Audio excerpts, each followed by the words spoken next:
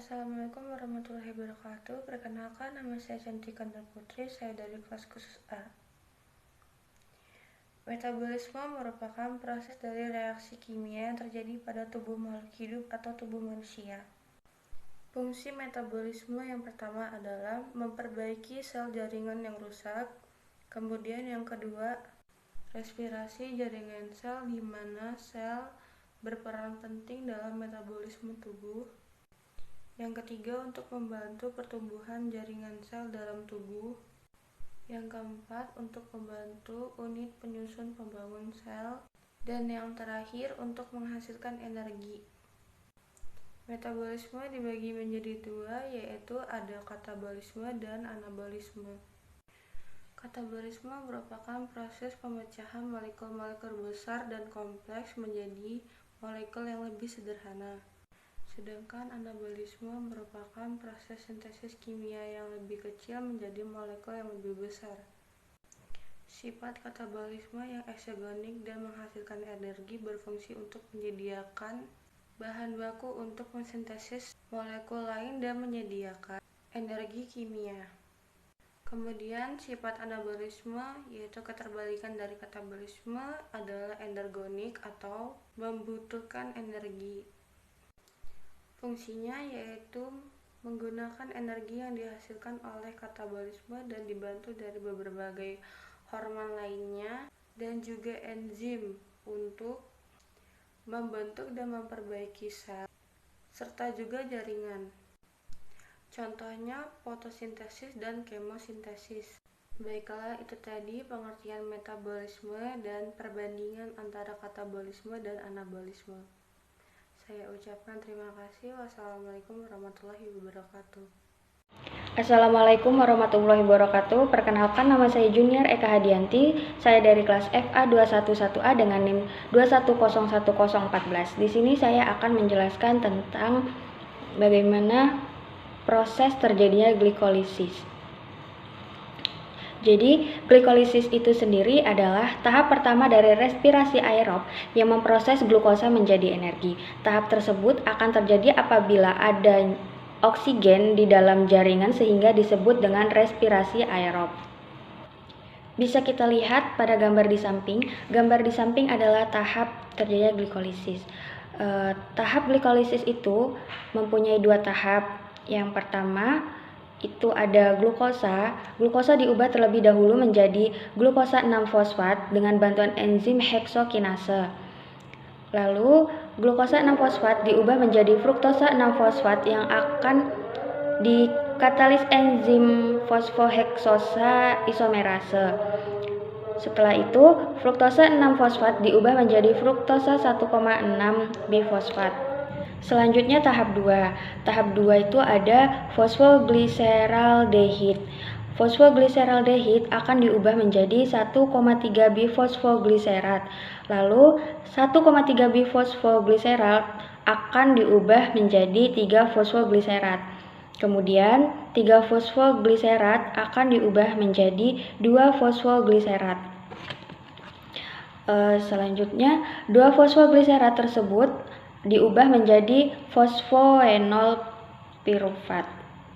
Setelah itu fosfoenol pirufat yang dihasilkan selanjutnya diubah menjadi pirufat. Sekian penjelasan dari saya. Wassalamualaikum warahmatullahi wabarakatuh. Halo, salam sejahtera. Perkenalkan, nama saya Mirda Febriana dengan NIM 2101018 kelas khusus angkatan 2021.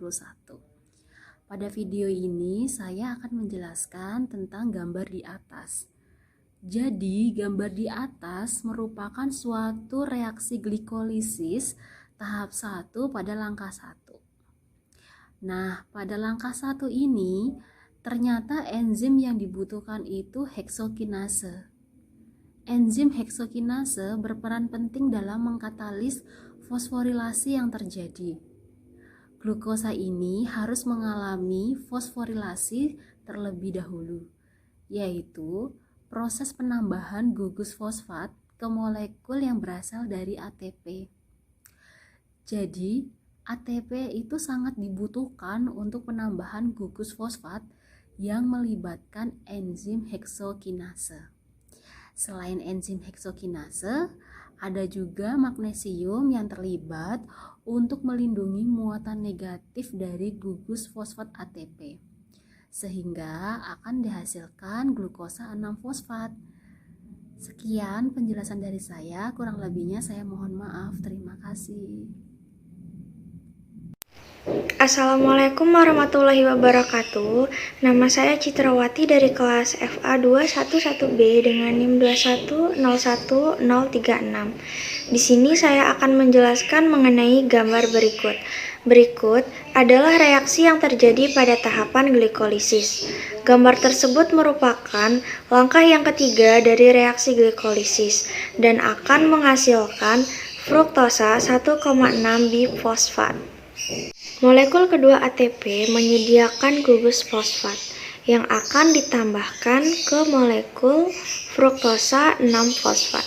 Pada tahapan ini melibatkan suatu enzim.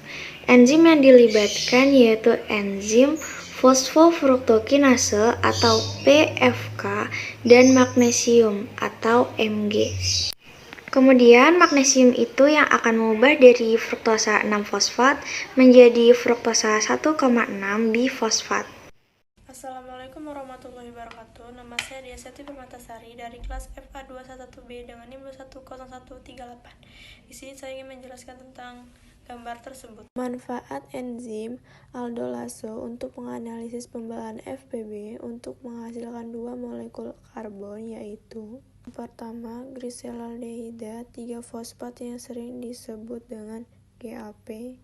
Yang kedua, dihidroksiaseton fosfat yang sering disebut DHAP dari enzim. Dan enzimnya isomerase trifosfate TIM yang organisasi DHAP ke GAP sehingga dapat melanjutkan glikolisis. Molekul 3 karbon ini belum sepenuhnya dikonversi glukosa menjadi privat. Makanya kita butuh yang namanya glikolisis tahap 2.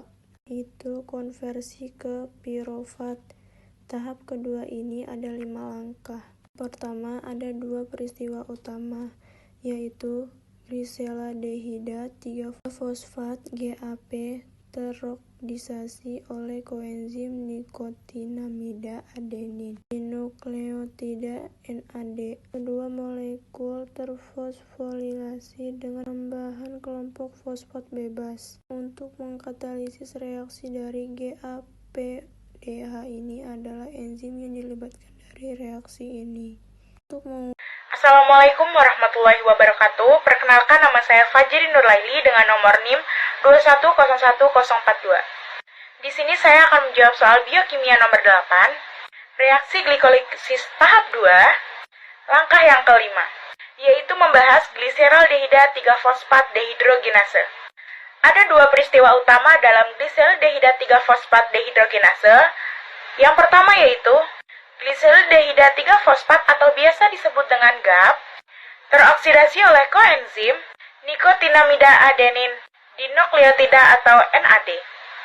Yang kedua yaitu molekul terfosforilasi dengan penambahan kelompok fosfat bebas atau P dengan enzim yang mengkatalisis reaksi gliseraldehida 3-fosfat dehidrogenase atau GAPDH.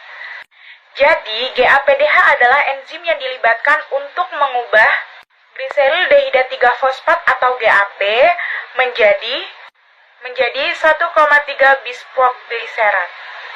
Jadi, itulah langkah kelima dari proses reaksi glikolisis. Terima kasih. Wassalamualaikum warahmatullahi wabarakatuh. Assalamualaikum warahmatullahi wabarakatuh. Perkenalkan, nama saya Haris Sandi dengan NIM 2101043 dari kelas FA 211B.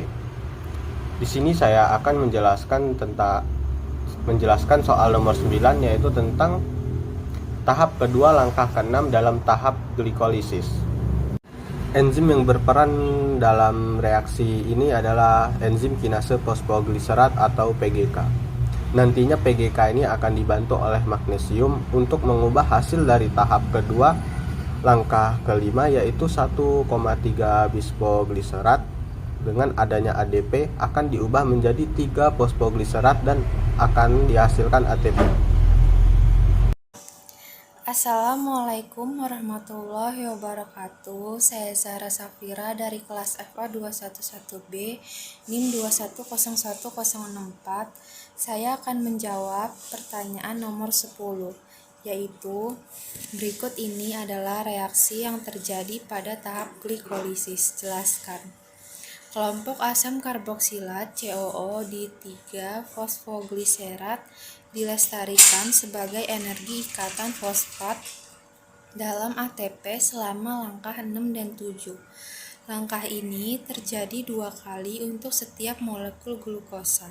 Dengan demikian, investasi awal ATP dalam langkah 1 dan 3 diperoleh kembali.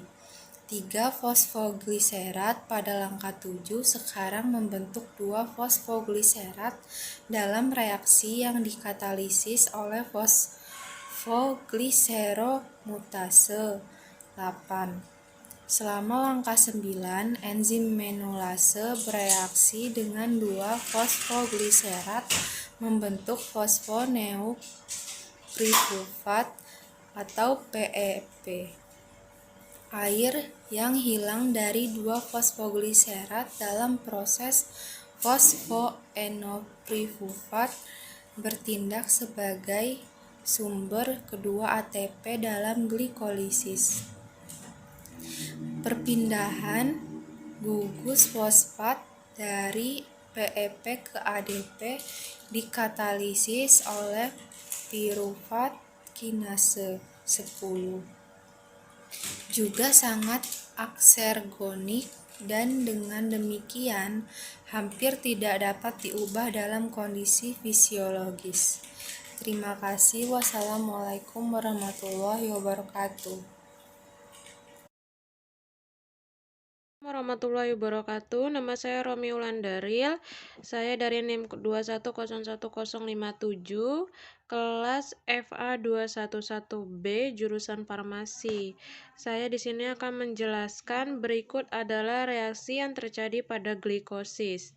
Langkah glikosis ini adalah reaksi liase. Selama reaksi ini, enzim menghilangkan molekul air dari 2 fosfogliserat untuk membentuk asam osfonolpirufat atau PAP 2 molekul. 2 fosfogliserat C3H5O4P1 plus enolase sama dengan 2 molekul asam osfoenolpirufat PAP C3H3O4 plus 2O. Enolase enzim ini membawa reaksi dehidrase. Molekul 2 fosfogliserat mengalami dehidrasi untuk membentuk osfonolpirufat. Terima kasih. Assalamualaikum warahmatullahi wabarakatuh. Izin memperkenalkan diri, nama saya Wanda Nurbaiti, NIM 2101061 dari kelas FA 211B. Di sini saya akan menjawab pertanyaan nomor 12. Berikut ini adalah reaksi yang terjadi pada tahap glikolisis. Jelaskan. Jawab. Reaksi glikolisis dibantu oleh enzim pirufat kinase yang mengubah fosfenolpirufat menjadi pirufat dengan bantuan ADP dan hidrogen, membentuk pirufat dan ATP. Pada langkah ini, asam pirufat belum bisa langsung masuk pada siklus red karena membutuhkan reaksi perantara, yaitu tahap dekarboksilasi oksidatif. Asam pirufat diubah menjadi asetil-CoA agar asetil-CoA bisa dapat masuk pada siklus red asam sitrat. Asetil-CoA dihasilkan dari asam pirufat yang dihasilkan dari tahap glikolisis melalui dekarboksilasi oksidatif. Untuk di tahap asam pirufat, asetil-CoA membutuhkan NAD+, menghasilkan NADH, dan kemudian membutuhkan CoA mengeluarkan CO2. Diperoleh asetil-CoA koenzim A masuk ke dalam siklus asam sitrat. Kemudian terjadi transfer gugus fosfat. Kelompok fosfat terikat pada atom karbon 2 dari PEP ditransfer ke molekul ADP, menghasilkan ATP. Karena ada 2 molekul PEP, maka akan dihasilkan 2 molekul ATP. Dan enol pirufat yang terbentuk dalam reaksi ini mengalami konversi spontan menjadi ketopirufat. Nah, sekian penjelasan dari saya akhiri. Wassalamualaikum warahmatullahi wabarakatuh.